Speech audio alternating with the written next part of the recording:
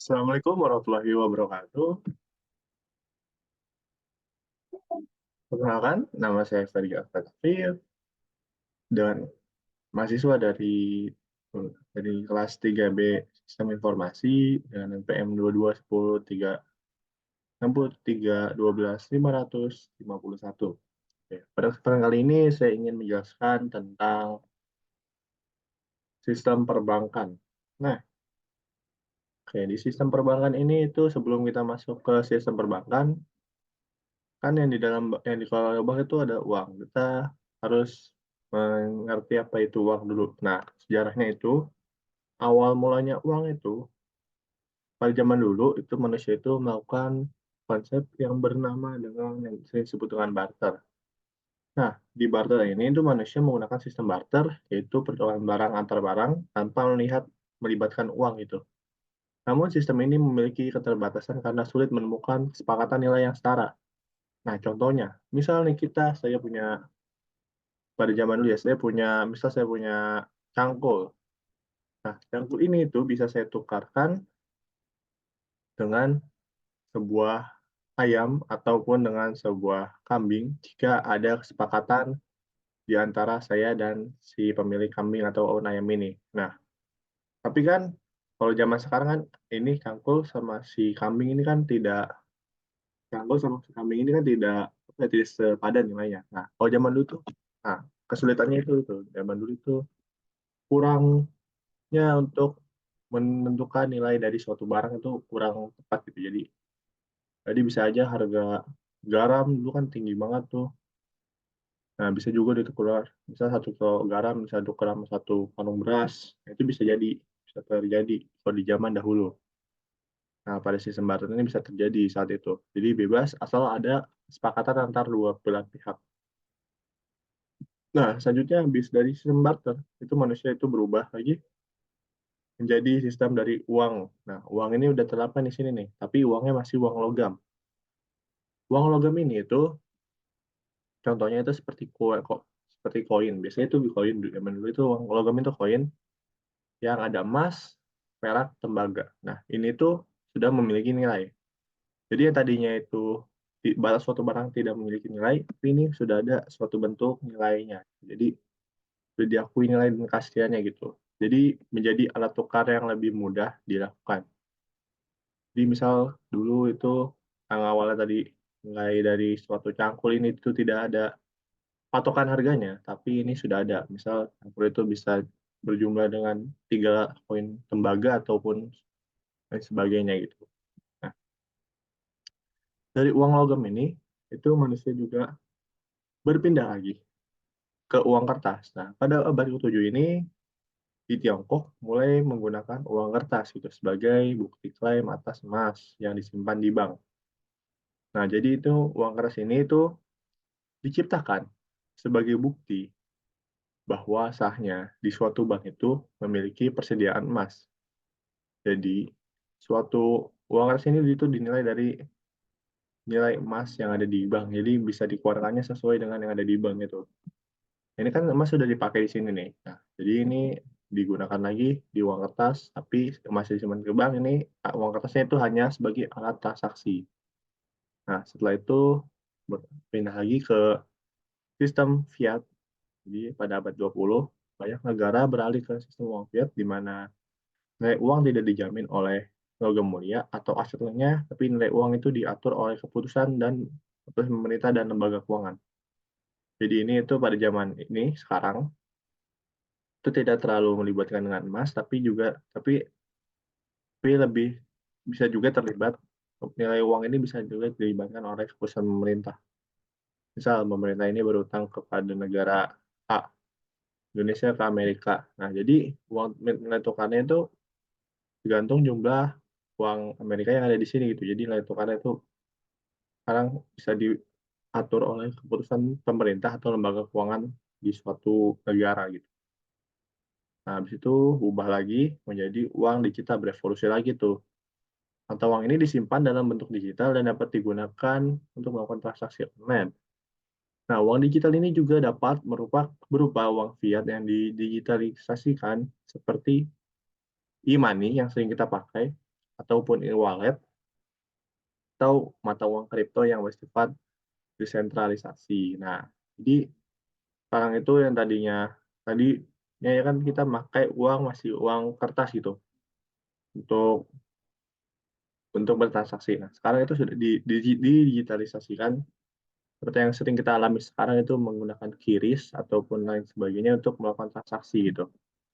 Nah, selanjutnya itu ada juga perjanjian Bretton Woods. Nah, ini tuh terbentuknya Bank Dunia dan IMF ataupun Bank Dunia itu terbentuk dari perjanjian Bretton Woods ini. Nah, perjanjian ini tuh menghasilkan dua output, yaitu BMF dan Bank Dunia.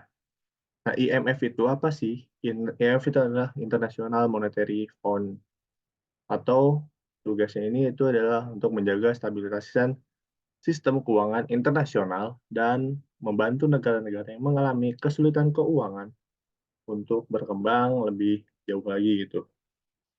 Dan kalau selanjutnya output keduanya adalah terciptanya World Bank atau Bank Dunia. Nah, ini Bank Dunia ini itu bertugas untuk memberikan pinjaman kepada negara-negara berkembang untuk membiayai pembangunannya dan juga untuk sebagai suatu keuangan yang diatur oleh Bank Dunia ini juga bisa menetapkan kebijakan untuk suatu negeri atau suatu negara gitu. Nah, selanjutnya itu kan tadi udah di-mention itu Bank Dunia dan itu. Tapi kita belum tahu nih, apa itu bank? Nah, menurut Undang-Undang tahun 2010, tahun nomor nomor menurut Undang-Undang nomor 10 tahun 1998 tentang perbankan, bank itu adalah suatu badan usaha.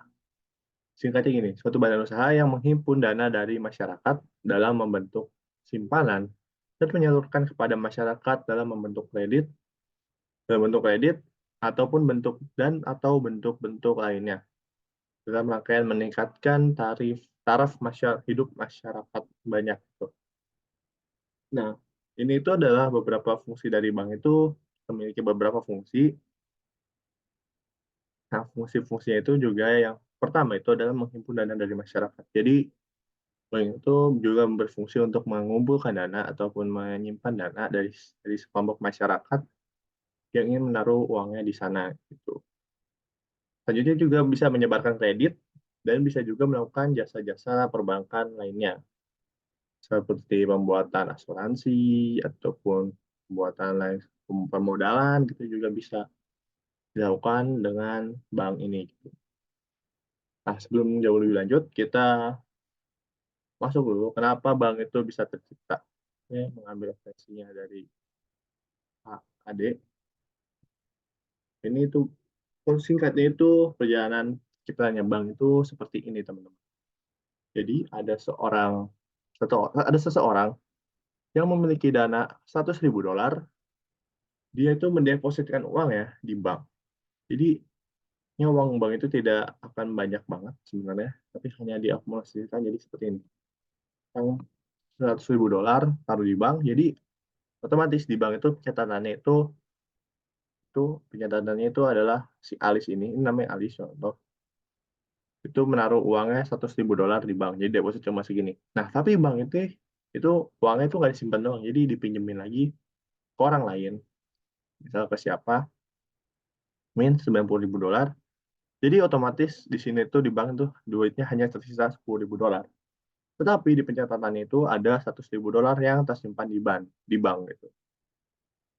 Jadi dipinjemin dan ini orang bertransaksi lagi dengan si B dan si Joe, $90.000 uang pindah dari tangan ke si Joe, dan dari si Joe ini didepositin lagi ke bank yang sama. Jadi totalnya itu ada $100.000 lagi dong di sini. Tetapi di pencatatannya itu ada $190.000.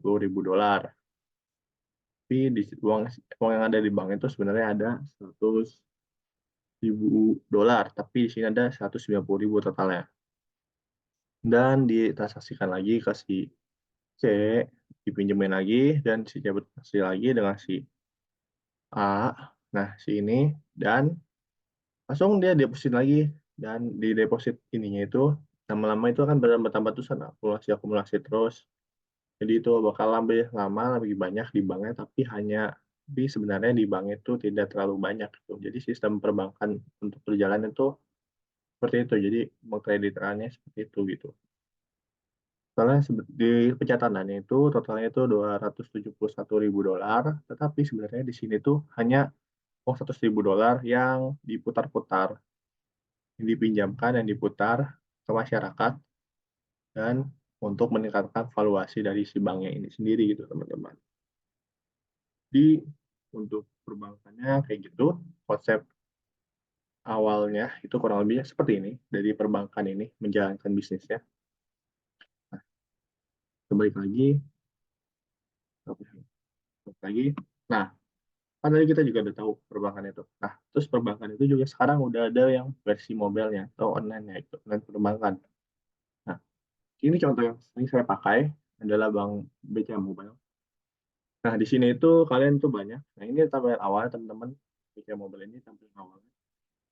Untuk BCA Mobile, di kita masuk dulu di MBCA kalau untuk melakukan transaksi dan lain sebagainya. Masuk, nah ntar masuk ke sini nih, ke menu home-nya. Selamat datang kan bagusnya. Nah, nanti ini kita bisa melihat berbagai macam apa ya, fitur yang ada di sini tuh. Contohnya ini M-Info ini untuk melihat saldo dan transaksi kalian. Bisa klik di M-Info dan juga kalau mau transfer kita bisa ke mobile transfer. Kalau mau melakukan pembayaran kita bisa ke M-Payment ataupun jika melakukan QRIS itu sebenarnya di sini nih. Di sini ini adalah fitur QRIS-nya di sini. Jadi kita tinggal pencet dan scan ya. Barcode-nya tinggal melakukan pembayaran di situ, di situ.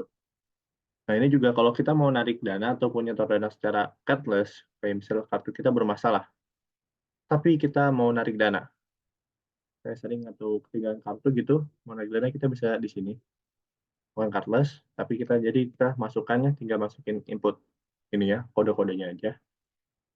Nah, itu juga biasa ada admin, mobil admin. Kalau kita ada masalah kita bisa chat ini dan lain sebagainya. Ada flash juga, ada BCA keyboard, ada bagi-bagi juga ini untuk sedekah ataupun lain sebagainya dan ada lifestyle juga ini banyak pilihannya di sini teman-teman. Jadi kurang lebih seperti itu untuk sistem perbankan.